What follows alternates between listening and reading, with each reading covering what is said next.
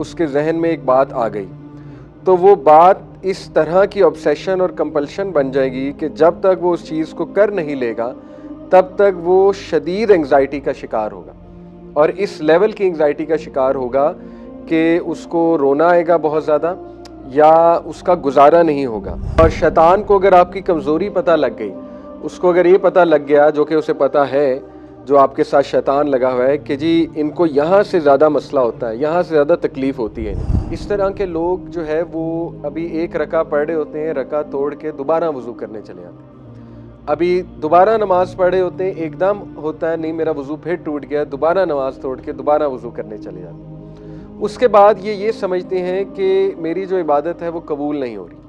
उनको शदीद किस्म के वसवसे आते हैं कि नहीं मेरी इबादत कबूल ही नहीं हो रही, मैं जो मर्ज़ी कर लूँ मेरी इबादत कबूल नहीं हो रही। शैतान जो है ना उसको पता है नेक बंदे को मैंने कहाँ से पकड़ना है, ज़िक्र अज़कार करने वाले को कहाँ से पकड़ना है, हाफिज़ कुरान को कहाँ से पकड़ना है, ये पता ही नहीं है लोगों को।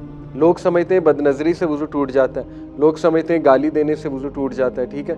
लोग समझते हैं अगर मेरे नाखून बड़े हैं तो वज़ू टूट जाता है, लोग समझते हैं मिट्टी लग गई वज़ू टूट जाता है। कि मैं इंतहाई गुनाहगार मनहूस लानती इंसान हूँ, ये भी वसवास इन अकीदा है, ठीक है।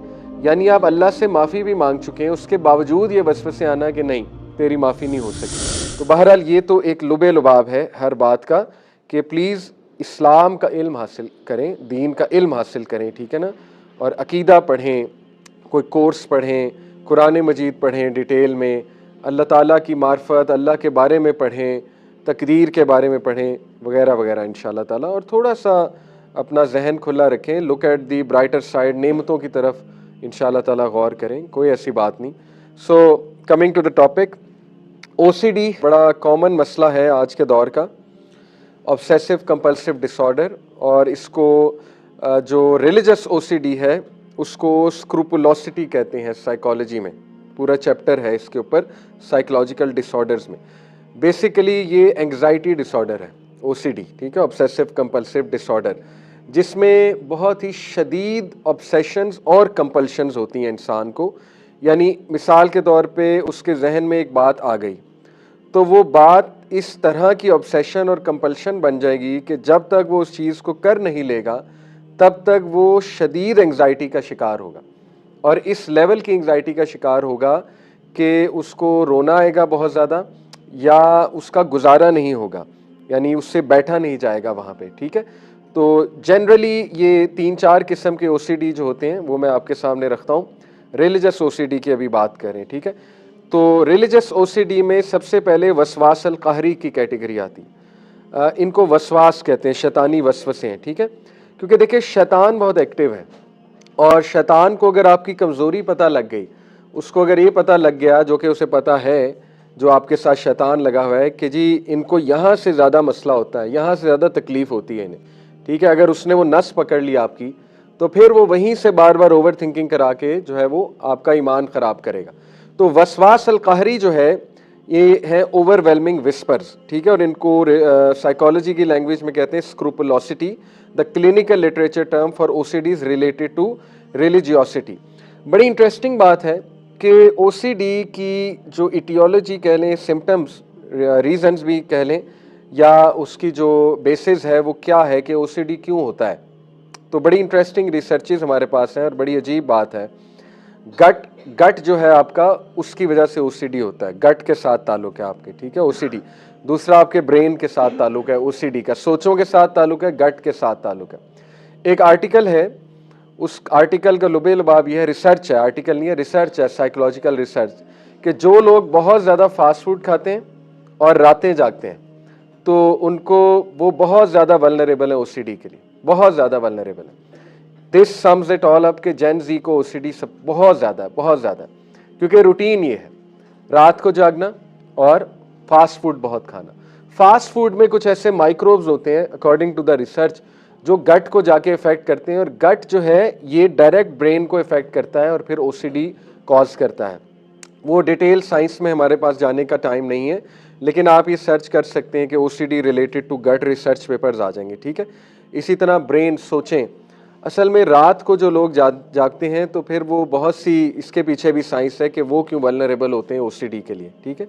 तो देखें यहीं से साबित हो गया कि सबसे पहले तो रूटीन ठीक करनी पड़ेगी। अगर ओसीडी को फाइट करना है, ओसीडी को ख़त्म करना है, तो रातों को सोना पड़ेगा, कुछ भी करके सोना पड़ेगा। That is a disastrous routine. अगर आपकी रातें, और वो भी असल में ओसीडी होता है उन्हें जो 2-3 साल से रातें जाग रहे, कभी कभी जागना वो नहीं, या चलो एक महीना जाग ली वो नहीं, जिनकी मुस्तकिल रूटीन 3-4 साल से रातें जागने की है, तो उनको बहुत ओवर थिंकिंग होती है, ठीक है, और वसाविस बहुत आते हैं, बहुत वसाविस आते हैं। ऑब्वियस सी बात है, रात को शयातीन एक्टिव होते हैं। तो बेसिकली इस्लामिकली इनकी 2 सोर्सेज हैं, ठीक है, वसाविस की। साइकोलॉजिकली गट और ब्रेन है साइंटिफिकली, और इस्लामिकली देखा जाए तो नफ्स है। इंसान का अपना नफ्स जो है वो भी वसवसे उसको डालता है, नफ्स अम्मारा। नफ्स अम्मारा जो है इट इज़ द ईवल नफ्स, ठीक है। तो दूसरा एक्सटर्नल सोर्स शैतान है। इंटरनल सोर्स इंसान का अपना जो है वो नफ्स है, ठीक है ना, और जो एक्सटर्नल सोर्स है वो शैतान है, शैतानी वसवसे हैं। तो बहरहाल ये इसकी 2 सोर्सेज हैं।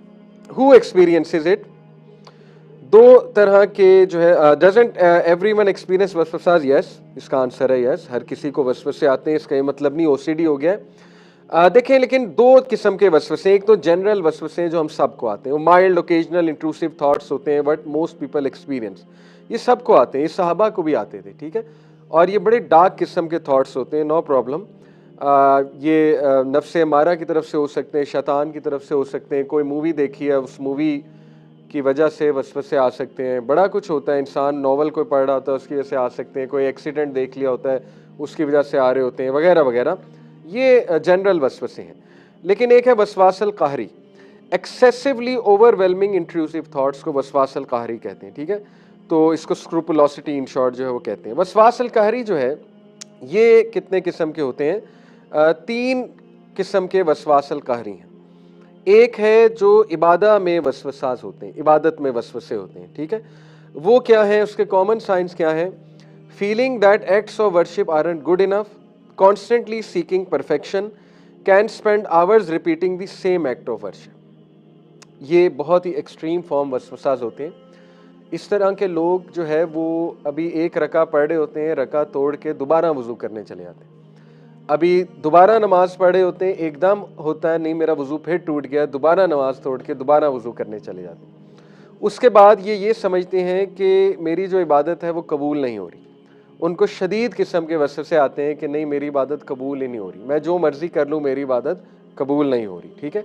और तीसरा ये कि वो कॉन्स्टेंटली बहुत परफेक्शन अचीव करने की कोशिश कर रहे होते हैं, जिसमें अपने आप को बहुत एंग्जाइटी, बहुत स्ट्रेस कॉज करते हैं। देखें, मैं समझता हूँ कि एंग्जाइटी पेशेंट को पहली तो बात कभी भी आपको ज़्यादा सारे अज़कार पे नहीं लगाना चाहिए, और बहुत ज़्यादा तादाद के अज़कार पे नहीं लगाना चाहिए, ठीक है, क्योंकि वो ऑलरेडी एंग्जाइटी पेशेंट है।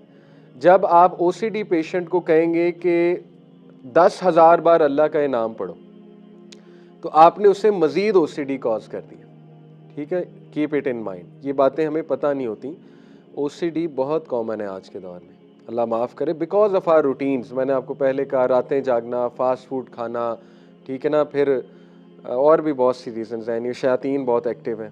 तो इसलिए ऐसे लोग, मैंने आपको बताया कि they are constantly seeking perfection, यानी जब तक उनकी चीज़ों में परफेक्शन नहीं आ जाती वो बहुत ज़्यादा स्ट्रेस में रहते हैं। यानी मिसाल के तौर पे उन्होंने एक लिस्ट बना ली होती है कि मैंने दिन में 100 अज़कार करने हैं, यानी सुभान अल्लाह अभी हमदी भी कहना है, सुभान अल्लाह अभी हमदी, सुभान अल्लाह अज़ीम भी कहना है, ला इलाहा इल्लल्लाह वहदहू ला शरीका लह ये भी कहना है 100 बार, मैंने अस्तगफिरुल्लाह भी 100 बार करना है, दुरूद इब्राहिमी भी 100 बार करना है, फ़लानी चीज़ भी 100 बार करनी है, वो भी 100 बार करना है, वो भी 100 बार करना है।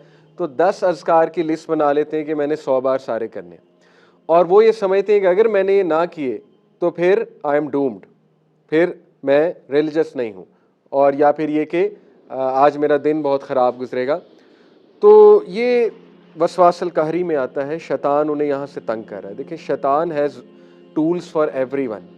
शैतान जो है ना, उसको पता है नेक बंदे को मैंने कहाँ से पकड़ना है, ज़िक्र अज़कार करने वाले को कहाँ से पकड़ना है, हाफिज़ कुरान को कहाँ से पकड़ना है, ठीक है ना, उसको हर एक का वो पता है, नस पता है। तो we have to be very careful about it, ठीक है। एक तो ये इबादा में वसवास आना। दूसरी टाइप है तहारा में वसवास आना, बहुत ज़्यादा। यानी इरेशनल फियर ऑफ कंटेमिनेशन।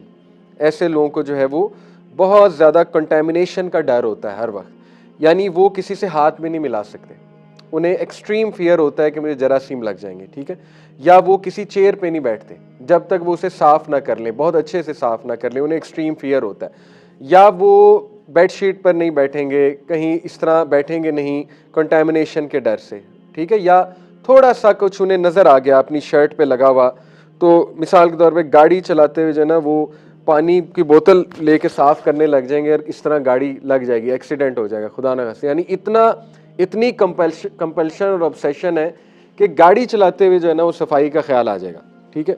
कभी कभी हो, मैंने शुरू में बताया, वो हो जाता है, कोई बात नहीं, लेकिन अगर ये बहुत मुस्तकिल आपका मिजाज बनता जा रहा है तो दिस इज़ डेंजरस। इसी तरह irrational fear that wuzu is incorrect, invalidated, ये बहुत कॉमन है, बहुत कॉमन है। सबसे ज़्यादा वसवसे शैतान इस कॉन्टेक्स्ट में डालता है, ठीक है। वुज़ू अच्छे से ही करना चाहिए, नो डाउट, लेकिन एक बार आपने अच्छे से कर लिया, आपको श्योर है इंशाल्लाह कि कोई भी स्पॉट वो अब नहीं है ड्राई, तो इट्स गुड टू गो इंशाल्लाह। बाकी देखें, वुज़ू श्योरिटी पे दोबारा किया जाता है। अगर डाउट है ना, डाउट पे वुज़ू नहीं टूटता है, ये फ़िक है, पूरी फ़िक़्ह तहारा इसीलिए पढ़नी चाहिए। देखें, वसवासल कहरी रिलेटेड टू तहारा का सलूशन है फ़िक़्ह तहारा पढ़ें, ताकि आप रिलैक्स हो जाए। लोग पढ़ते ही नहीं, लोगों को पता ही नहीं फ़िक़्ह तहारा। देखें, इतनी लचक है, इतनी लचक है फ़िक़्ह में, आप सोच नहीं सकते, आप फतवे पढ़ के हैरान रह जाएंगे, ठीक है। यानी आप खुद सोचें कि सहाबा जिस दौर में रहते थे, थोड़ा सा सोचें, क्या पानी बहुत ज़्यादा मैसर था? क्या उनको बहुत ज़्यादा क्लीनलीनेस के मौके मैसर थे? तो सोचें, सहाबा जिस तरह तहारत करते थे, तो इसका मतलब है बहुत लचक है तहारत में। बहुत ज़्यादा ओवर तहारा करने लग जाना, यानी 10 बार अपने आप को वॉश करना, तो पहली तो बात ये पानी का ज़िया है, ठीक है। दूसरी बात कि फिर अगर आप ऐसे करें तो सहाबा फिर सोचें, वो उनके पास तो पानी नहीं था, वो कैसे करते होंगे? जब वो लेट से वॉशरूम जाते होंगे तो इतनी फैसिलिटीज़ नहीं थी, तो वो तो पत्थर से मामला करते थे, सोचने की बात है, ठीक है। आज लोग पानी से भी कर लेते हैं, टिशू से भी कर लेते हैं, फिर भी वसवसे आते हैं, फिर भी वसवसे आते हैं, नहीं मेरा वुज़ू टूट रहा है, फिर भी वसवसे आते हैं, नहीं ये हो गया, वो हो गया, ठीक है। तो फ़िक़्ह तहारा जब आप पढ़ेंगे आप रिलैक्स हो जाएंगे। बहुत लचक है तहारत के मामलात में, ठीक है। तो उसका नॉलेज होना चाहिए आपको। मिसाल के तौर पे अगर खुदा ना खास्ता आपको फ़ील हो कि मेरा ड्रॉप निकल आया है वॉशरूम करके, यूरिन का ड्रॉप निकल आया है, तो क्या फ़िक़्ह तहारा क्या कहती है, फिर क्या करना चाहिए, आपको पता होना चाहिए। अगर किसी को ये डर है कि मज़ी या मनी निकल आया है, अगर हम बात करें मर्दों की, तो उसके पीछे पूरी फ़िक़्ह है कि फिर क्या करना है आपने, तो ये आपको पढ़ना चाहिए, ठीक है। कोई शेख के पास, स्कॉलर के पास जाके कि हमें तहारत के बारे में फ़िक़्ह पढ़ाएं पूरी की पूरी। इसी तरह वुज़ू किन चीज़ों से, नवाक़िज़ वुज़ू क्या है, वुज़ू किन चीज़ों से ब्रेक होता है, ये पता ही नहीं है लोगों को। लोग समझते हैं बदनज़री से वुज़ू टूट जाता है, लोग समझते हैं गाली देने से वुज़ू टूट जाता है, ठीक है। लोग समझते हैं अगर मेरे नाखून बड़े हैं तो वुज़ू टूट जाता है, लोग समझते हैं मिट्टी लग गई वुज़ू टूट जाता है। ये बातें आपको पता होनी चाहिए। खून निकलने से वुज़ू टूटता है कि नहीं टूटता है, आपको पता होना चाहिए। अगर आपकी शर्ट पे खून लगा हुआ है, वुज़ू टूटता है कि नहीं टूटता है, ये बड़े डेलिकेट फ़िक़्ही मसाइल हैं। तो सबसे पहले अपने बच्चे को फ़िक़्ह तहारा से गुजारना चाहिए, ठीक है। पेरेंट्स को पेरेंटिंग में सबसे पहले बच्चे को ये जो फ़िक़्हुल इबादात है और फ़िक़्हुल तहारा, यानी नमाज की फ़िक़्ह और तहारत की फ़िक़्ह, इससे उसको गुजारना चाहिए कि अपने आप को साफ़ कैसे करना है, सफाई कैसे रखनी है, वगैरह वगैरह, ताकि बाद में जाके उससे मसाइल पैदा ना हो, ठीक है। इसी तरह ऐसा बंदा जो है इंसान can spend hours compulsively checking clothes, getting ready for prayer और क्लीनिंग देमसेल्व्स। तो ये तहारत से रिलेटेड वसाविस है। इसी तरह तीसरा जो टाइप है वसवासल कहरी की, वो है अकीदा के अंदर जो है वो वसाविस, belief with conviction in religion. वो क्या है? वो है overwhelming fear of accidentally falling out of Islam, यानी ओवरवेलमिंग फियर। एक तो है ना, कभी कभी इंसान को फ़िक्रमंद होना चाहिए कि मैं अच्छा मुसलमान हूँ भी कि नहीं, ये तो तज़किया रिलेटेड चीज़ है, तो अच्छी चीज़ है। लेकिन बहुत ओवरवेलमिंग फियर हो कि मैं काफिर हो गया, हर बात पे सोचे कि मैं काफिर हो गया, और इस तरह के प्रॉब्लम्स आते हैं हमारे पास, ठीक है। इसी तरह repeat the declaration of faith 100 times a day, इस तरह के केसेस हैं। यानी हर बात पे कलमा शहादत दोबारा पढ़ना कि मैं काफिर हो गया हूँ और मैंने दोबारा से अपना इस्लाम जो है वो अपने आप को मुसलमान करना है दोबारा से। इसी तरह feeling physically distressed and overly anxious when unable to reaffirm faith और से द शहादा। और इसी तरह इसमें एक और चीज़ ऐड कर लें, ये सोचना कि मैं मनहूस हूँ, ये भी वसाविस में से है कि मैं इंतहाई गुनाहगार, मनहूस, लानती इंसान हूँ। ये भी वसवास इन अकीदा है, ठीक है। यानी आप अल्लाह से माफ़ी भी मांग चुके हैं, उसके बावजूद ये वसवसे आना कि नहीं तेरी माफ़ी नहीं हो सकती। तो ये 3 किस्म के जो वसाविस हैं अकीदा में, तहारत में और नंबर 1 इबादा में, एक्ट्स ऑफ इबादा में, ठीक है। तो ये 3 वसवासल कारी हैं।